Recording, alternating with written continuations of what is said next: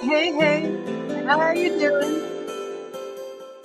Hey, welcome to the Tarot Flow Show, where synchronicity is the star. And I am your host, Alison Pickering, and it is my pleasure, as it always is, to welcome my dear friend and co-host on the show. I'm in Los Angeles, California. He's in Stockholm, Sweden. He's the student of all things spiritual. Please welcome Kefri Skarabus.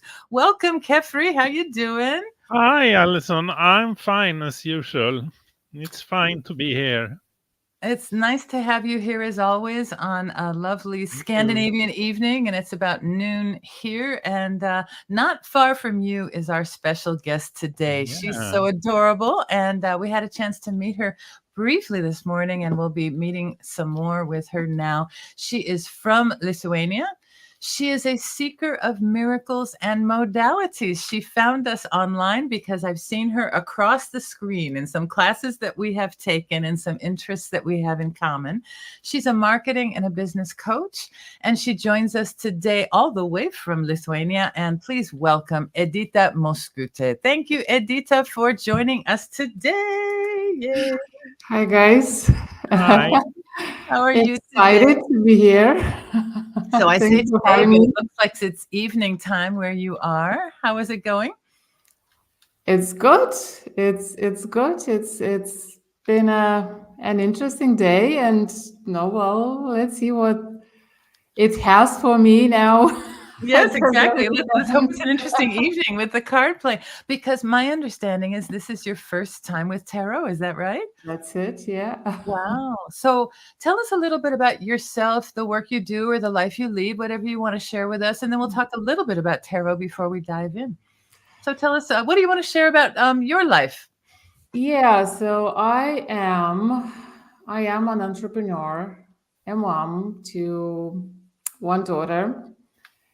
I work from home. I'm an online entrepreneur, and everything revolves kind of around marketing, business, copywriting, coaching.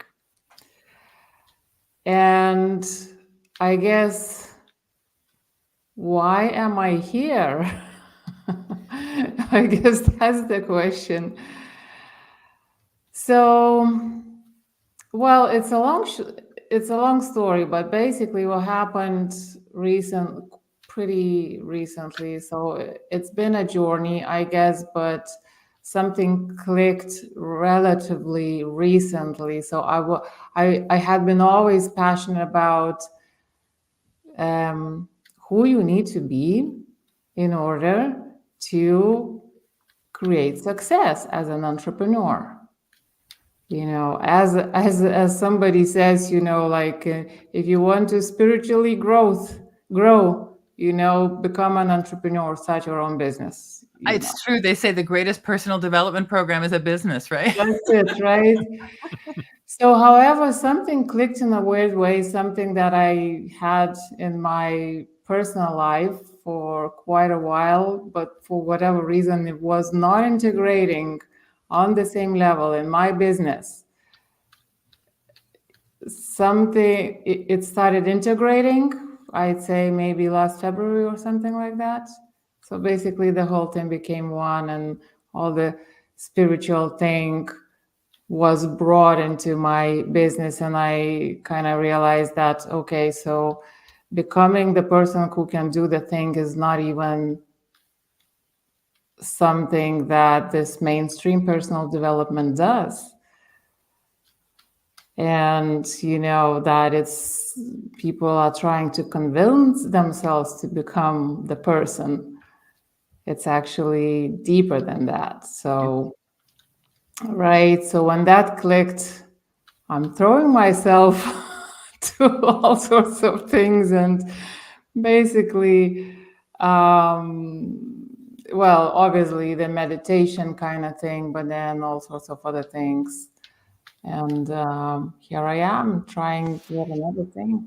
see what happens. Wonderful. Well, I admire your adventurous spirit, and I appreciate very much that when you realize that it's about changing yourself to become who you need to be, to do what you want to do, that you recognize that you had to lead the way in your own self. Hats off to you. You know, most people really try to put it off on somebody else and project it onto their clients or something like that. So that shows integrity. Let's take a look at what we're going to do today, since tarot is a new thing. Is that all right?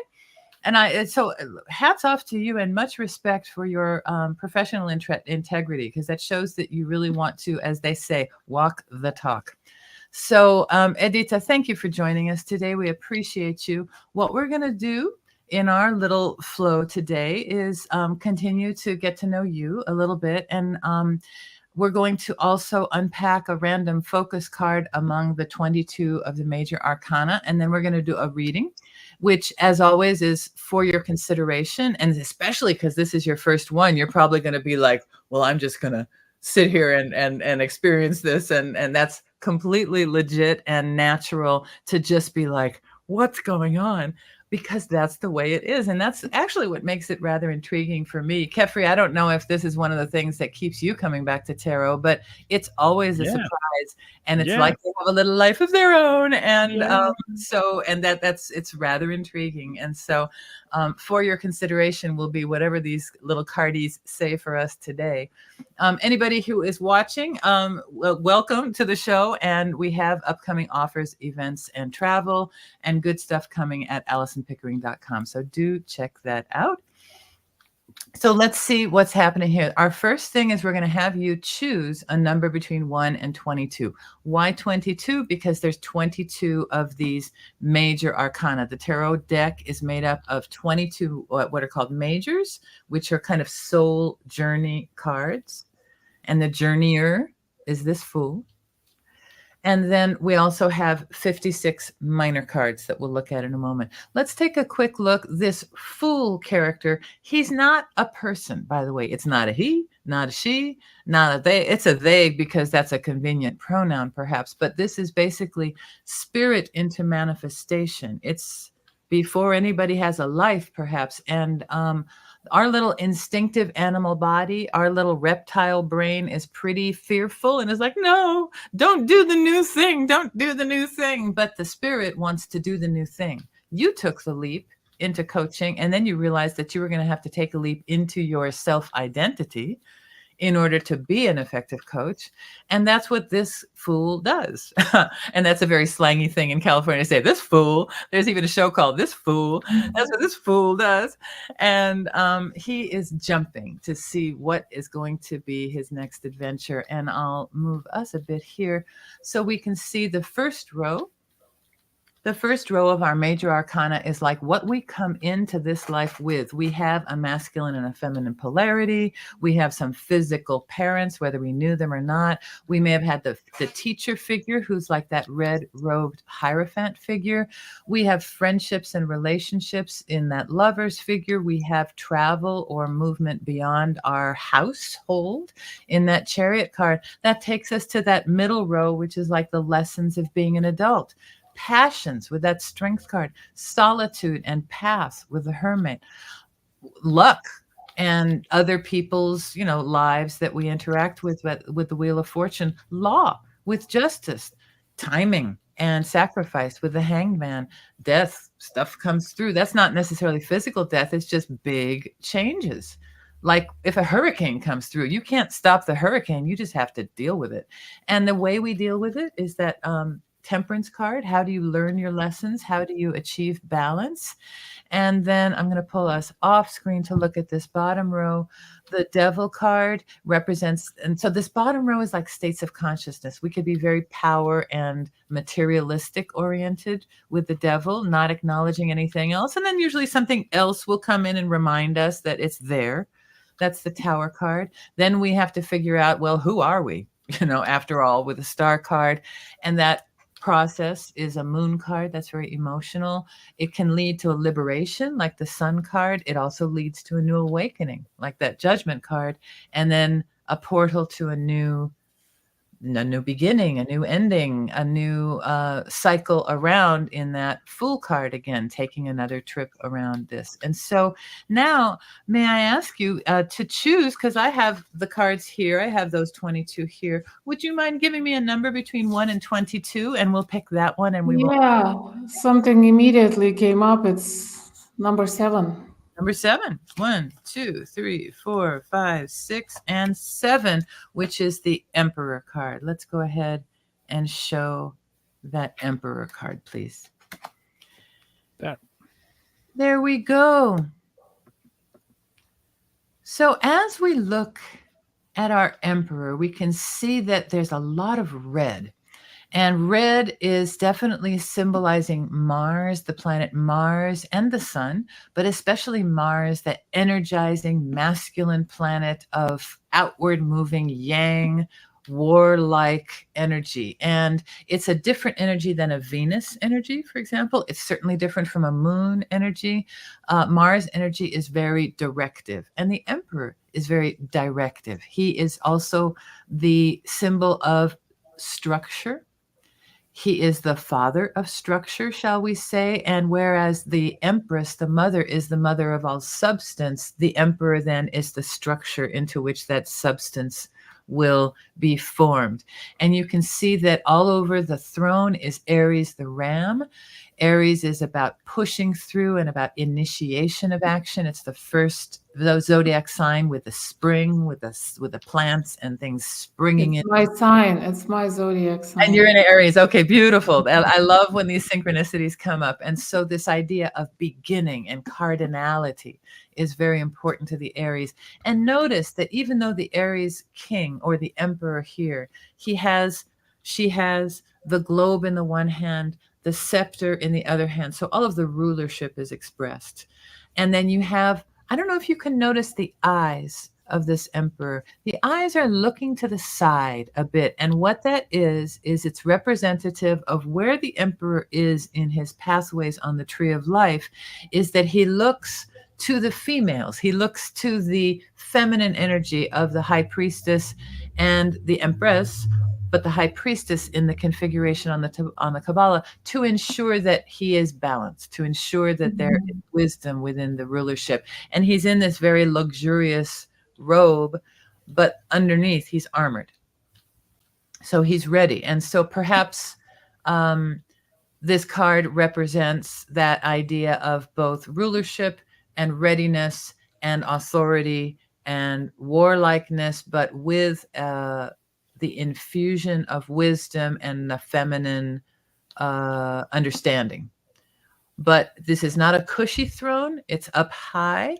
It's a hard throne. And so there's a certain hardness about the Emperor, and a hardness about, let's say, being in business, or the hardness about, we were talking politics a little bit before. Sometimes there are decisions that have to be made, but then the consequences are different than what you thought they were. But yet you must be responsible for that leadership and then make adjustments after as well. And so what is the role? Heavy is the crown, you know? And so that sense of leadership is very inherent here in this Emperor. So Kefri, tell us a bit more about what we see in this Emperor here. The number for this is 4, and that is about balance, as you have already been saying, Alison. And we can see that he rests his head against square, actually. That is the symbol for the 4, actually. And also we can see at the bottom of the chair or the throne, we can see both white and black. And that is also a bit of what this Emperor has been able to conquer. He has been able to conquer the understanding of both the light and the dark as 2 forces in life. And he is in the middle of them both, if you see how he's placed his feet here, and armored feet. And also we can see that it's a very silvery thing, though, that armor he has on his legs. And that is a reference to the moon also, because he also has a lot of inner thoughts actually, and he has learned to rule by being able to see both the dark and light in a situation and in life, and that has given him a strength actually.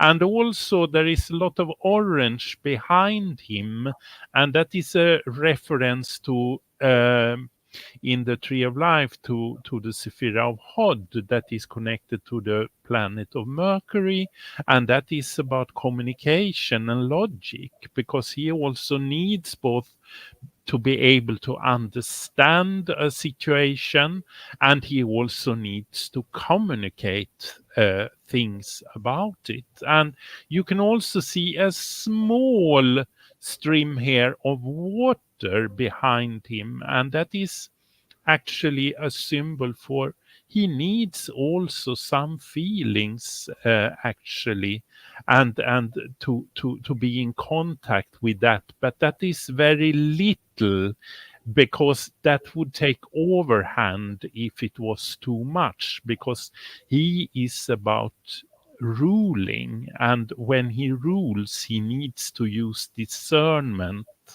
for his own feelings actually.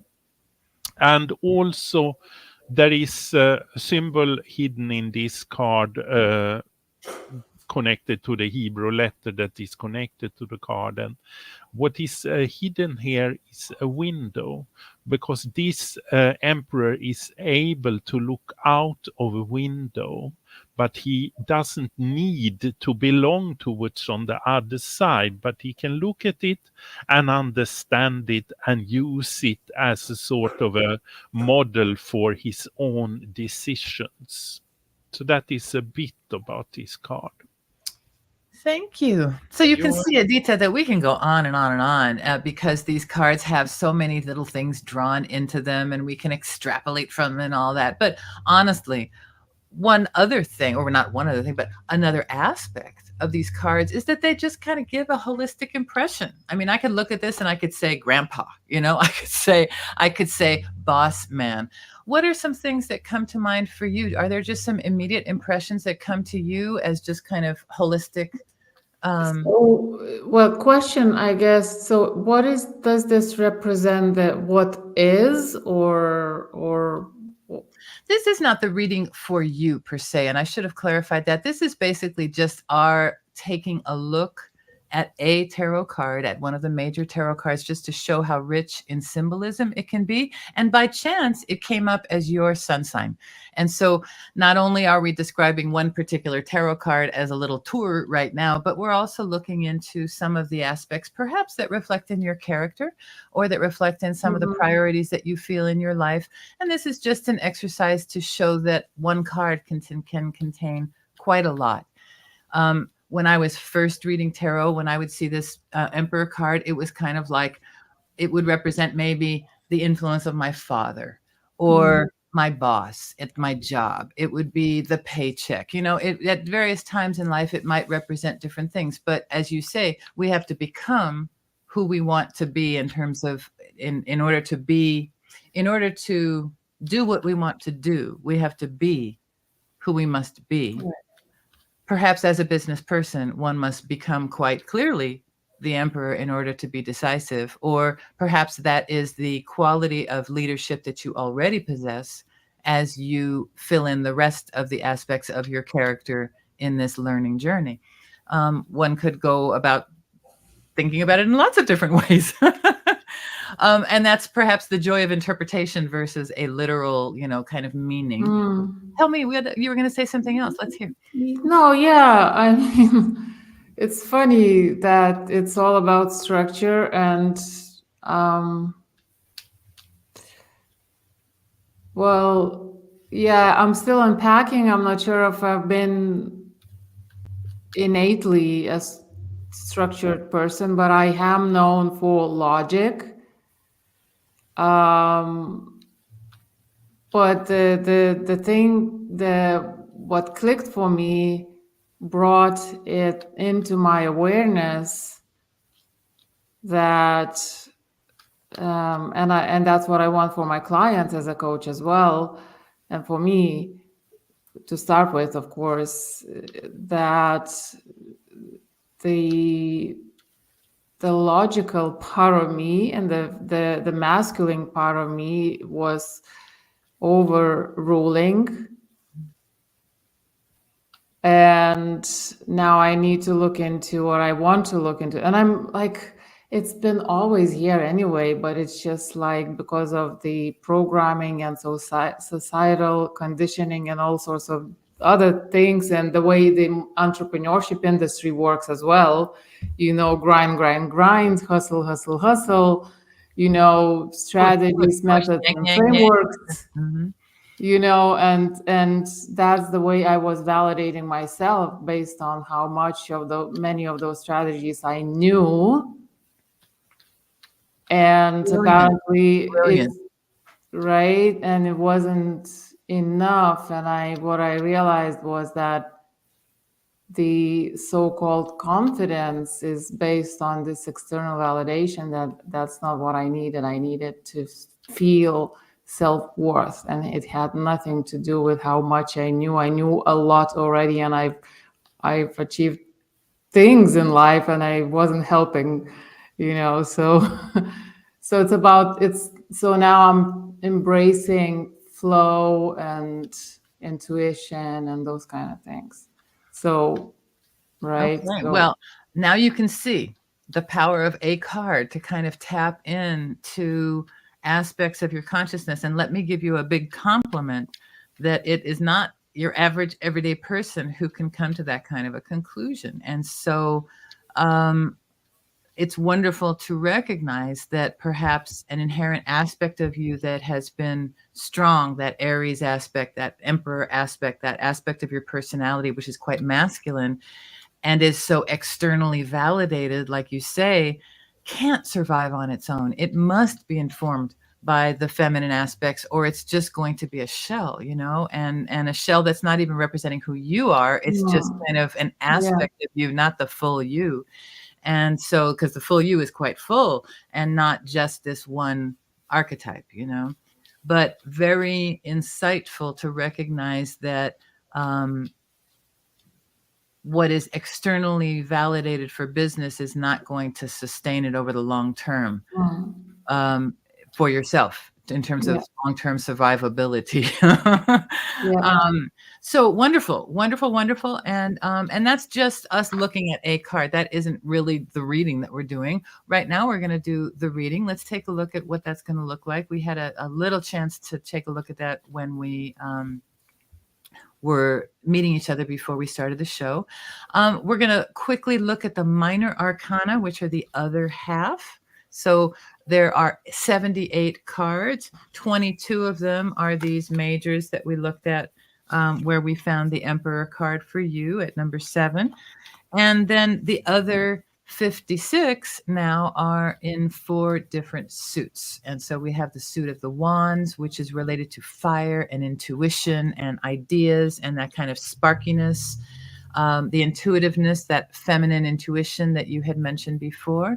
And then, but feminine can be a loaded term for people because there's so much around gender now, but we're talking about polarities that are way beyond the physicality.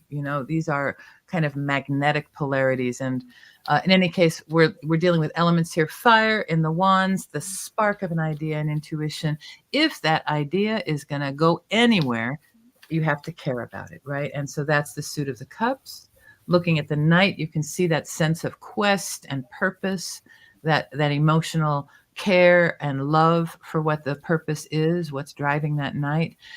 If that cared about thing that is the suit of the Cups is going to come further, then now we're coming into your strong suit, Edita, and that's the logic and the intellect and the planning and the structuring and the words and the all that, and that's happening in the suit of the Swords, which is the air suit.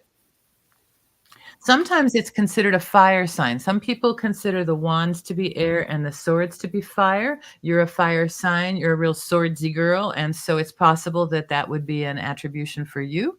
But the swords being cutting through with plans and actions and communication. But then, if it's going to be real, if it's going to be in the 3D, it's going to be in the flesh, right? In the actual physical world, and that's represented by the coins. It's represented by the currency. What's our currency? Our body, our physical body. We have 5 senses, and that's how we deal with this crazy world.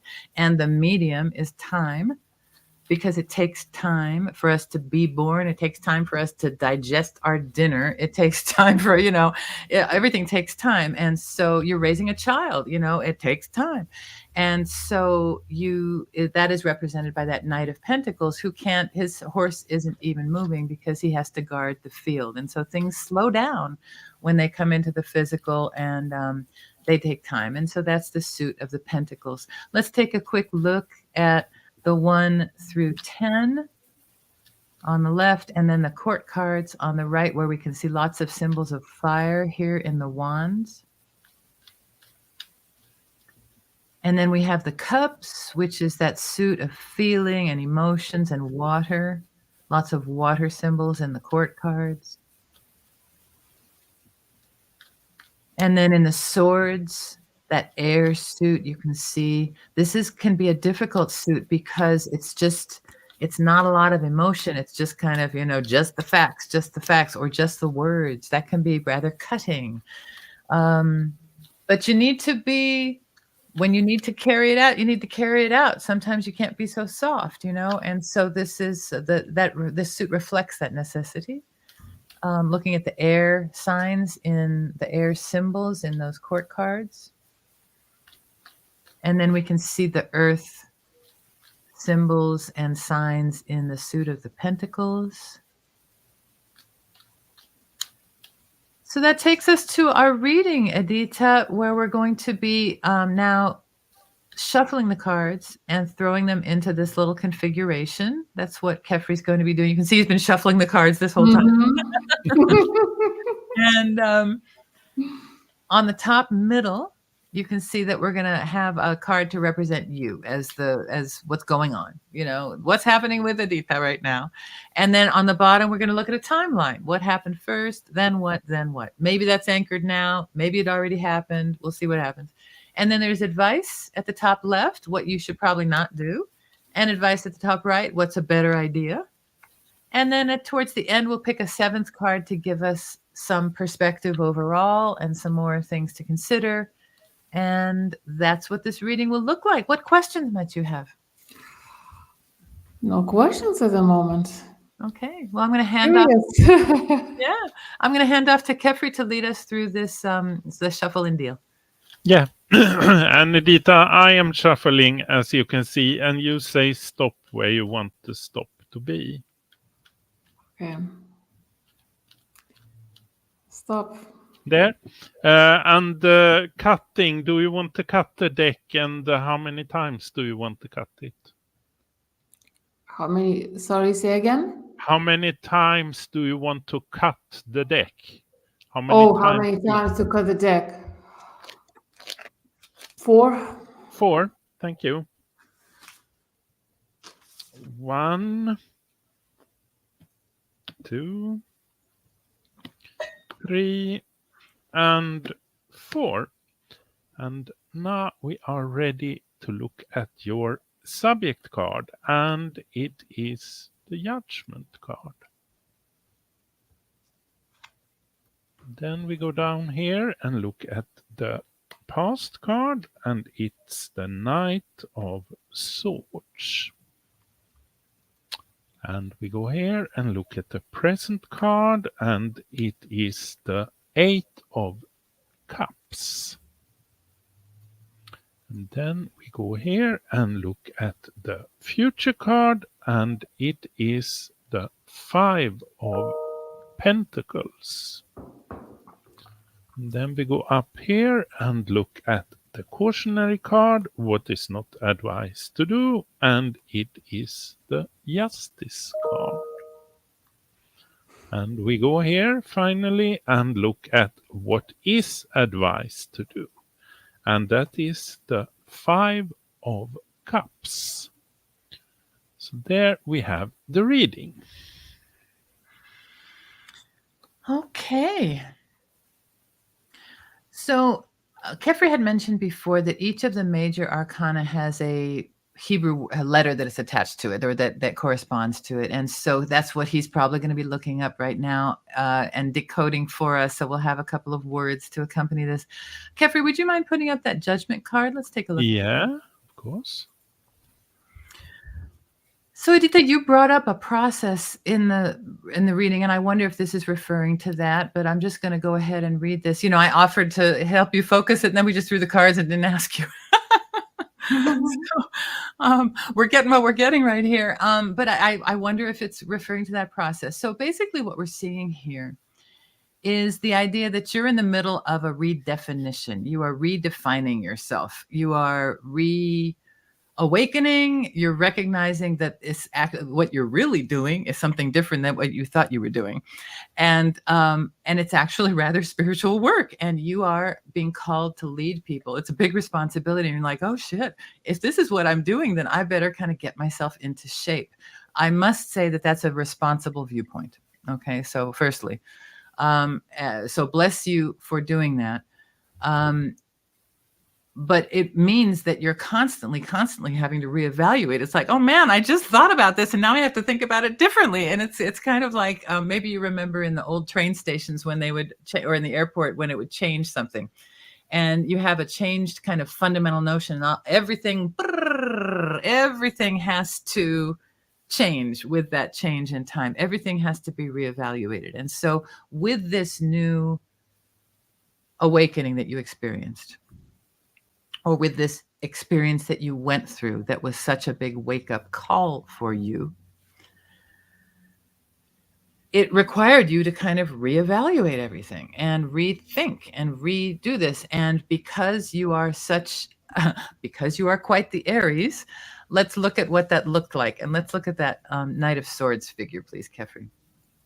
So when you recognize that you had something to do, you went right to work. You know, you're like, okay, this is what I must do. And you started taking action. And isn't it true that in our business things, we're always being told to take massive action. And so you took some massive action. And in that way, things moved. But it committed you in a direction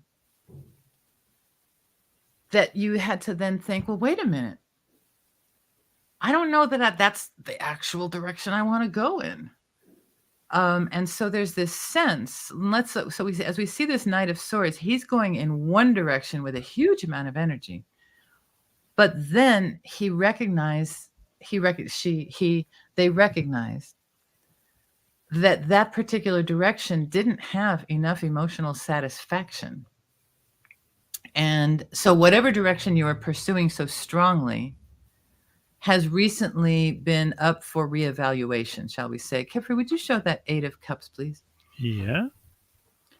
So the one who was so adamant on the horse behind this one particular direction has in that process discovered that, well, yeah, but if I'm going to really serve my highest purpose, I have to do something differently, or I have to pursue a different direction. And there's the sense of moving east. I don't know if that rings a bell for you, or if that is relevant for you, or evocative of anything. But the idea being that what you had been putting all of your energies into was just not quite enough. It wasn't good enough for you, to be quite frank. Your standards and who you can be is higher. And so you are seeking the higher ground now, or you have been. Now, what does that represent? On a practical level, Kefri, let's take a look at that 5. In order for you to do that, it has represented that you've had to make a financial investment or take a financial decision to, for the short term, make do and mend, or take a voluntary poverty. Basically, you're deciding to stick it out and handle it during this period of less so that you can achieve this goal that is rather important and should be seen as important. As we look at the recommendation cards here, so this timeline looks like a huge amount of energy. This is what I'm doing. And then a kind of a, I don't want to use the word epiphany, but there is a term kind of like metanoia, or the term of pivoting. You know, in business, it's just a pivot, but it's really a recognition that where you are is not, that you have to, you know, you have to make you have to do something different. The steering wheel has to be adjusted. And so that's what that 8 of Cups was. And so in order for you to make that adjustment, the money's not going to flow in as quickly. And you might have to use savings. You might have to tighten the belt, as they say, and do this. And you're taking somebody else with you on this adventure, but they're okay with it. They understand that this is an investment and it's just a temporary thing. Let's look at the advice cards in terms of the advice not to do that judgment card. So in this, I would say the advice is not to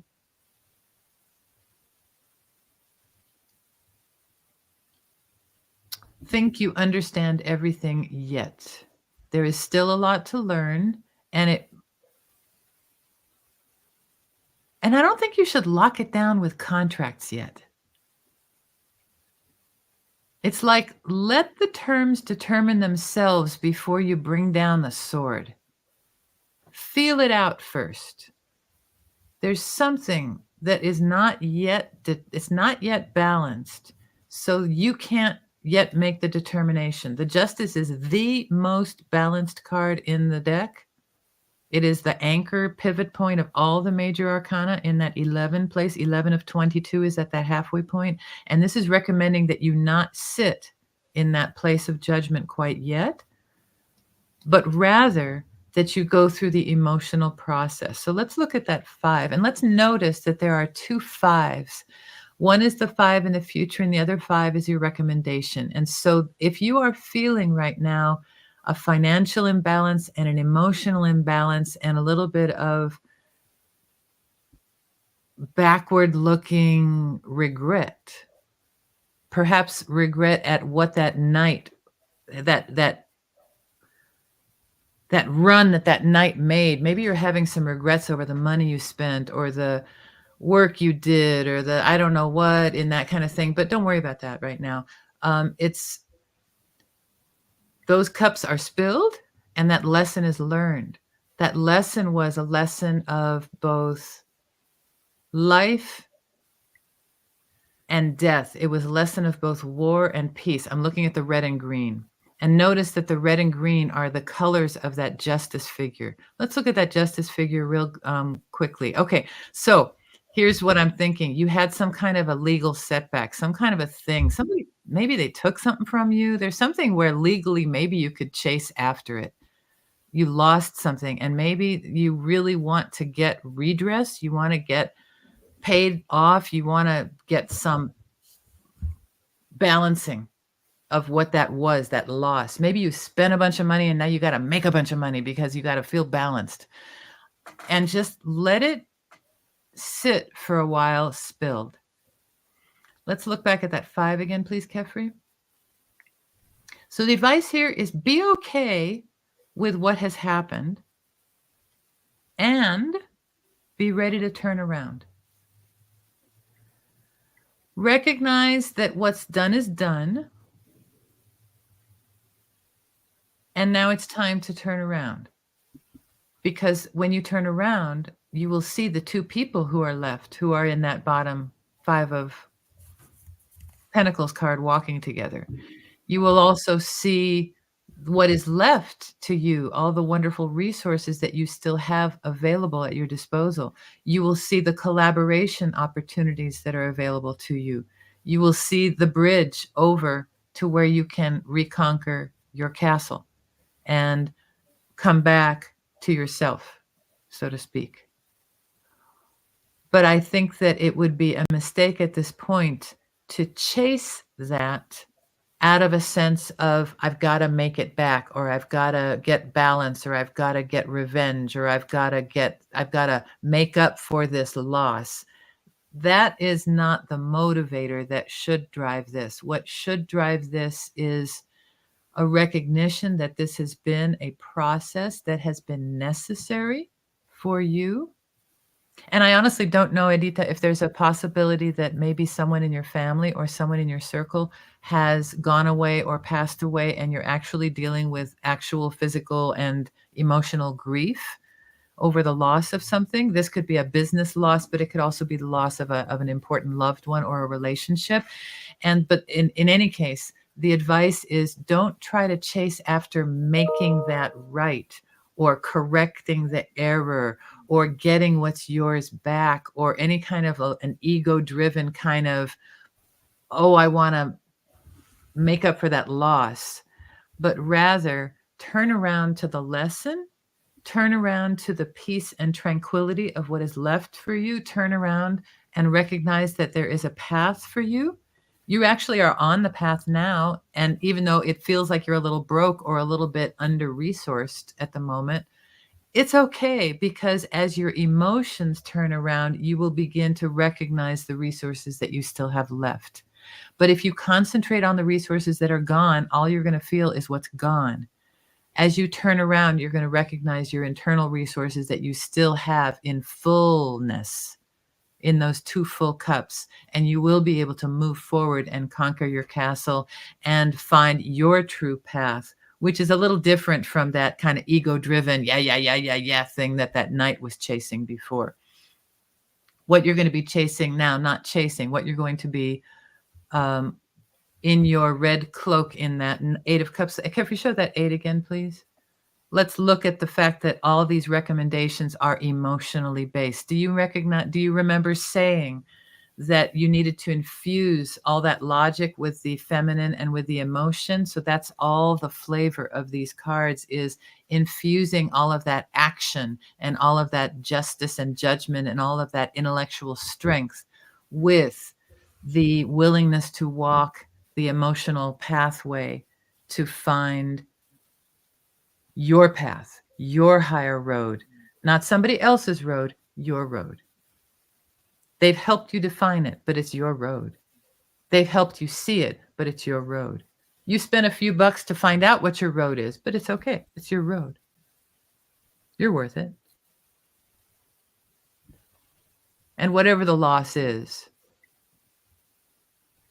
that limitation, and let's look at that red robe, or the black robe on that 5 of Cups character, please. When we were looking at the Emperor, perhaps you remember that Kefri was talking about the black and white on the floor. The black of Saturn, the limitation of that Emperor figure. And so you are feeling right now between that 5 of Pentacles with that kind of monetary limitation in the snow there, with also the emotional regret of, oh my gosh, what have I done? Don't worry about it. What that has done, it has given you a structure to work within, and it's given you an understanding of the world that will serve you if you would but turn around and let yourself be thankful for the 2 cups that remain, for the companion and collaborations that are available to you, and to the good fortune and castle that awaits you when you process this grief and are ready to take up your cups and walk forward. So I hope this is relevant to you. That's the way I see these particular cards. And you can say something or not or whatever, and then Kefri's going to take his pass at the cards right now. Of course, you're welcome to say whatever you like, Edita, but this is a rather personal experience too. Yeah, well, on a journey, that's for sure. Still clicking things into places, I guess, yes. and I feel that some of it is not perceived, or maybe not sure what to grab on. As in, maybe whatever has happened so far is not enough yet, but I question that. As in, like, is it my ego talking, or Those are wonderful questions to ask oneself. The fact that you would even ask yourself that question shows that you're in that with you, that you are wearing that red cloak of like psychic bravery. Good for you. Let's take a listen to what Kefri has to say. Relax, consider all this stuff. Maybe we're off, and maybe this is something that you're going to understand more than we do. But consider all this stuff. Thank you, Alison. Go deeper here, I think, and look at underlying vibrations. It's like there is something happening here, Edita, and it is of a higher. It's on a higher ground, so to speak. It's a mystery. It's something you discover that you haven't seen before. And it has to do with the power in life that we not necessarily see every day when we look at life. It's things happening here. And it is also things happening so you start to understand, this is my role in this. This is why I am in this. This is what I should do here in this. Is that the judgment card, Kefri? That's the judgment card, yeah. Thank you. And that is a process that is going on, actually. And in the past, it has been this Aries that you have already told us that you are an Aries.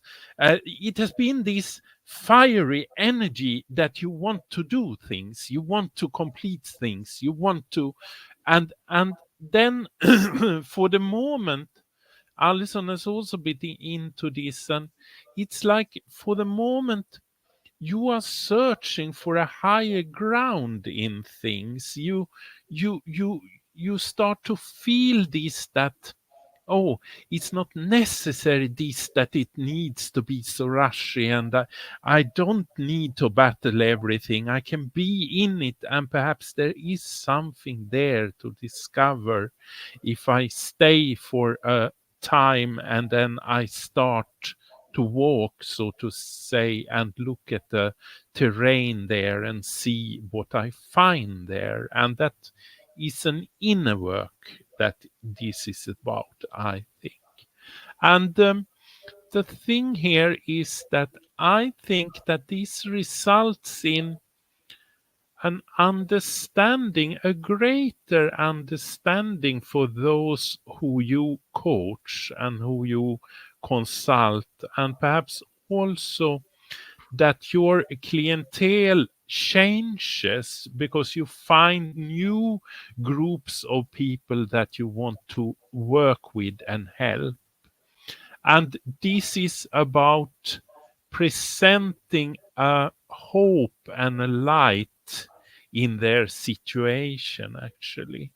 And it's also a bit like you can go to your own situation and see that this light was coming there, and now you want to tell others how they also should look for that light or power. And this is something that will be the result of this walking to a higher ground, actually. And looking at the cautionary card here, this card is a lot of balance, and it's a lot of having a tool to take you forward, so to speak. And Alison has already been into this, that you can feel in the situation for the moment. You don't have to act. you don't need to find a tool to conclude something or to produce something or something. It's more to be where you are, actually, because you don't need to balance the situation as it looks like now, because you can be in it and see what is in it. And perhaps this this advice card, that card is saying that don't look at those things that have fallen. Don't look at that, and don't look at the things that that have not been as you thought they were, or situation that you thought were like one way and it turned out to be another way. Don't stay in those thoughts. Turn around and look what is behind you, because in this card we see it so clear. We have two upright cups there behind these figures back, and if he would turn around, he would discover those two cups, actually, and also that he can fill them with something. And also when he turns around, he will discover that bridge that he can't see over the water. And that bridge, walking that bridge, will take him back to the castle here on the other side. And the water is the feelings, of course, emotions here. So doing things in a new way where you stand presently will probably help you to walk some of your emotions that had stopped you in the past, I would say. And this is a good thing to do, actually, because doing this and stay there, even if you feel a bit hesitant or afraid, perhaps, and something, stay there will open up even more miracles and mysteries in life, actually. And that will also make you balance things without you even thought about balance. It will come through just looking at the situation in another way, so to speak. And as Alison was saying, there is words here, and they are quite interesting because they are connected to everything this what we are talking about, I think. And also I can reveal that it is a major arcana card, the seventh card also, so we have even more words. But here we have two cards that can make words, and that is the judgment card and the justice card. And I look at this going from top, so to speak, to down in the reading. That is the way where a power comes to help you, what that power contains to help you, so to speak. That's the way I see it. And the words here is from, belonging to, and made of.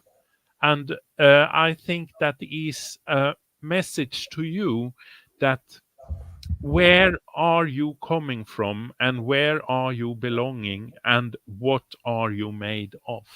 Because I think that's questions that are good to ask yourself, to find answers, to take you further in being able to turn around, like in this Five of Cups up there as your advice card.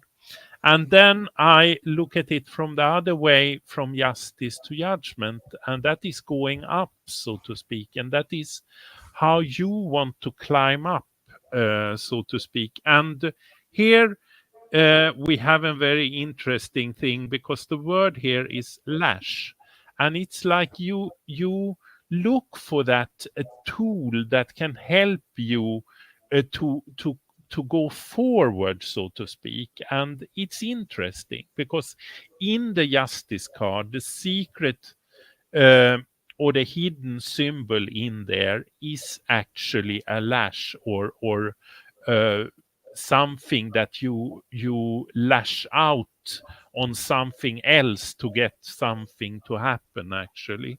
And there is another word here also, and that is Ned, and it's like you use your whole body to take you forward, actually, to press you through the situation, to be able to find an action that will make things start happening.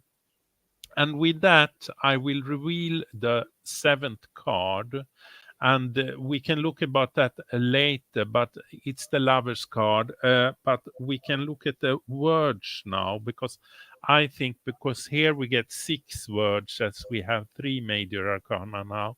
And I think this is messages that is not totally clear. They are in hide for the moment, because you need to find that higher ground. But one word here is that is. And I think that is, because it is like, this is the situation as it is, and go from there. The other word here is sword, and that is, of course, the sword here in the Knight of Swords. And that sword is a tool that you can use, actually, to get yourself forward in battling. And battling from inside to outside, or from outside to inside. And then we have another word, and that is quite interesting, because it's that is a royalty and humble person. And I think that is you in a nutshell, actually, because you know what you want, and you know that the world needs what you want, but still you also have the power to be humble. I think you have both those abilities, actually. At least this is a message here, that see it both as a royalty and also be humble in the situation.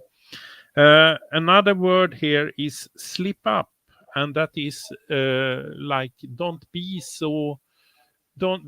take it so serious. Be in it and see what it is. And then we have another word here, or 2 words, that is to shrink back, or to crawl away. And perhaps that is also something that you could practice, to just go away from things that doesn't feel right, and crawl away. Perhaps go slowly away. Don't walk away immediately. Go slowly away and see if it is right to go away.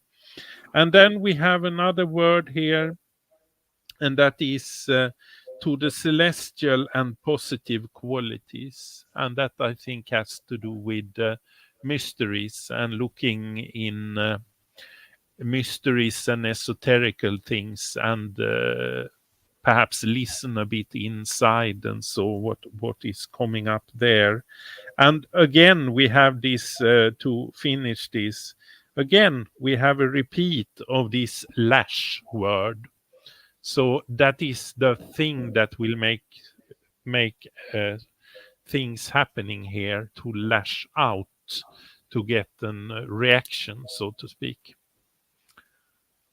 So that is the words, and also I stop there. Thank you.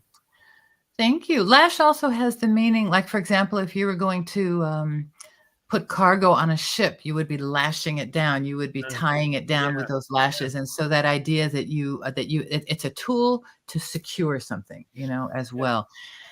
So let's put up that Lover's card, since we haven't had a chance to look at that. And thank you, Edita, for listening through our words and our little exploration with the letters and things. It's how we entertain ourselves.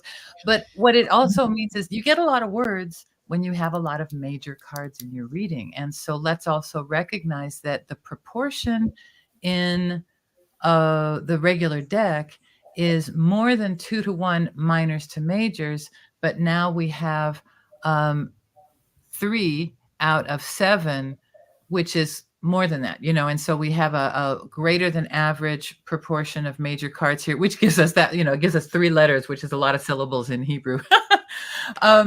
So the Lover's card, we can see that there are 2 figures in that future card. In the 5 of Pentacles, they're moving forward. And this Lover's card also has 2 figures in there. So I think that there's an implication. May I ask if you're married? Are you in a partnership right now? In a partnership. Yeah. So the idea that the 2 of you are going through this together is real. And the decisions of one affect the other, and all those things happen. And so the choices that are made, it's important that the choices that are made be made with honesty and truthfulness and good intention. And so as long as both people are supporting each other and you're both on board with this, and I think that there is both the idea of you and another person cooperating and choosing well to support each other in this. And there's also the idea of you integrating with your own masculine and feminine qualities together for your own growth. And so the idea that you yourself are beginning to see both your logical as well as your intuitive strengths, that you're able to count on both your ability to structure and really power things through, and perhaps your athletic ability, all that physicality, you can also balance with the more feminine listening qualities. The power of not doing something can be rather powerful. That idea of you don't have to walk away in a big drama. If you just needed to perhaps disappear for a while, that might be more effective. And so what are the qualities of both put together that would be working better for you than, let's just say, those qualities that you pointed out had been more approved by society as the way to get things done, those kind of masculine qualities? There are other ways to get things done that might work even better for you. And as you begin to grow into yourself, you will see those things better. And as you begin to grow into yourself, you will be a better partner as well.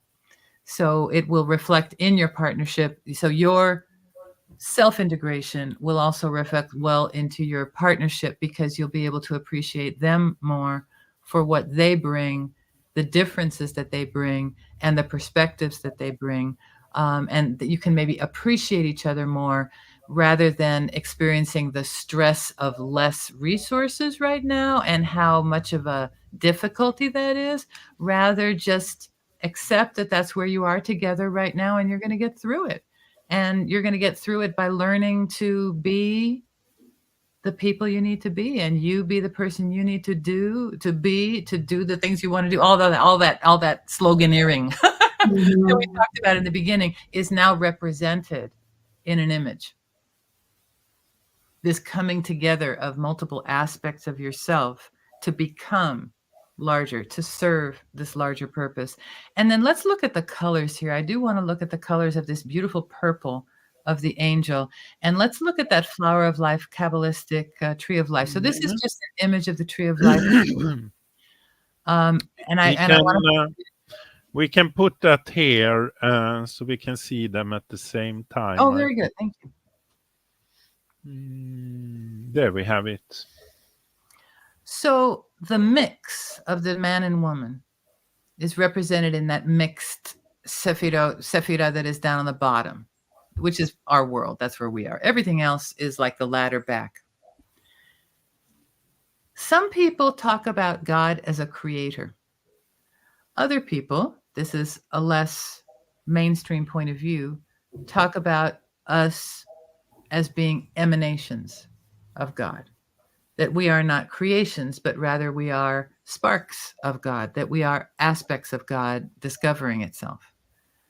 In that notion is this tree of life. Think of it like a big champagne fountain, and the energy of the source pours from above, and it goes through all these different kind of qualities, and it comes down to us below. As we begin to climb back up, we do that by learning different lessons. This card really beautifully represents the colors of the lessons that were going up. And so if you can see these 2 people here, above the clouds is this purple. Can you see the little purple sephira there above our world? Then above that is this energy of where God and man kind of meet, where the six-pointed star, the Star of David, would meet there. This is the Sun, S-O-N. This is also the Sun, S-U-N. This would be the Son of God. This is the Christ consciousness. This is all kinds of things. This is Yeshua. So there's a lot that is in this diagrammatic representation here, and that is represented also in this card with the Lovers. So as you integrate yourself, you begin then to be able to raise up to access this beautiful energy from the source that is coming down in this balanced middle path. And you also have the lessons on either side and the colors, and you have this beautiful red and the beautiful blue. And all of those things are on either side of that yellow. And so you can just see all the creativity inherent in this card. Indeed, even the Garden of Eden is represented in this card, and the trees of knowledge, and the trees of life, the tree of life and the tree of knowledge of good and evil. And this is representing that tree with that tree of life there. And so just understanding that the cards can convey a lot of different symbolism and a lot of different potential within you. And so please recognize within you the potential to access your higher aspects and your masculine and feminine polarities, the beautiful union between them, and how you can also bring that into your physical life, into the relationships that you have with other people in your life, with your partner, with your children, with your child, with your family members. All of those things, when the choices are made with a virtuous driver, it brings everybody up. So make your choices with a virtuous driver, with that higher purpose in mind, just like you have walked toward your higher purpose with that Eight of Cups figure. And this will help you to raise the whole vibration of the whole operation. Your whole life and the whole family dynamic is going to be raised by making sure that the choices you make are made from a place of trust, faith, honesty, and generosity.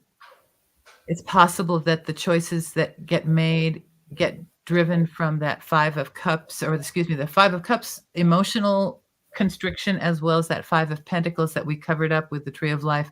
That Five of Pentacles poverty looking card. That can be a reaction that we have when things get difficult. We get tight. We get tight with our emotions. We start to shut down emotionally, and we start getting defensive with our money. And I know that with me, I start projecting all my cheapness onto, so I'll be generous with myself, but cheap with my partner. Wonderful. That's a problem, because it means I'm just projecting my cheapness onto another, and it's going to come back to me, you know? And so how can we recognize the dynamics of how we treat others as representing our own internal life as well? That's another aspect of the Lover's card. So perhaps these things are relevant for you. Perhaps it's useful to think in these terms. Anything more on the Lover's card, Kefri, as we think about that? I'm going on and on. I thank you for listening, Edita. I see it both as a relationship, but I can also see it like your inner evolution, Edita, both your masculine part and your feminine part inside of you. And I think that this is a sort of a marriage here, that those two parts are starting to know each other. And also we have this beautiful angel in this card that shows that this is supported from somewhere else also. And also this is connected to this judgment card in the beginning here, because it's basically something that comes into that card also from above. And also this lilac here, or purple, that we have been connecting here is the meaning of a foundation. So I think when this development inside of you starts, and those two parts starts to know each other, I think that will be a building of a foundation also to stand on in a sort of an inner security, actually.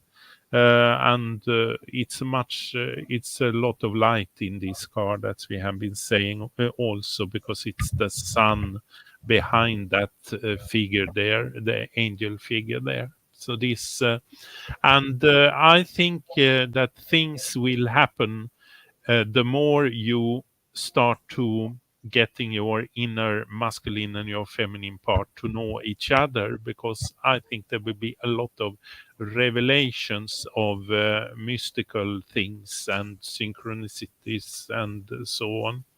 I see this as very good, actually, and a compliment to the judgment card. So that is my take on it. Thank you. Beautiful. Lovely angels blessing two of your major cards in this reading. So this is the tarot flow, Edita. It's a bit of a fire hose. It's a lot that we're throwing at you. I hope it's useful to contemplate. Yeah, very interesting. Well, yeah, a lot of that feels relevant. Good. So you are welcome to come on back in a couple of months. Let us know what's new with you, and that will be most welcome for us to get a follow-up, and perhaps for you to see what might be coming up at that point in time. You will have this recording to contemplate and to listen to again, and then, of course, if you would like to join with us for classes or anything like that, that's what we're going to be doing business-wise come the new year. So I thank you for joining us today, and I look forward to our future contact. Thank you so much. My pleasure. You're welcome. Yeah. So, and if you have any questions, feel free to shoot them to us in WhatsApp or in whatever. I can't remember what platform we're communicating on, but we'll find each other. And do you have a tarot deck, Edita? I don't. Would you like to have one? Can Kefri and I send you a little gift? Sure, yeah, I wouldn't mind. Okay, good. So perhaps you'll give us your address afterward, and we can send you a little gift so you can have some tarot cards and the next time you come, you can put the cards down and then we'll read them together. Cool, sounds good. Thank you. All right. So thank you for joining us today. I appreciate you. I'm just going to take us off with some music, and thank you again for being with us for the Tarot Flow. EDITA MOCKUTE. All right. Have a wonderful evening, and we wish you all the best. Thanks again to you. Thank you. Bye.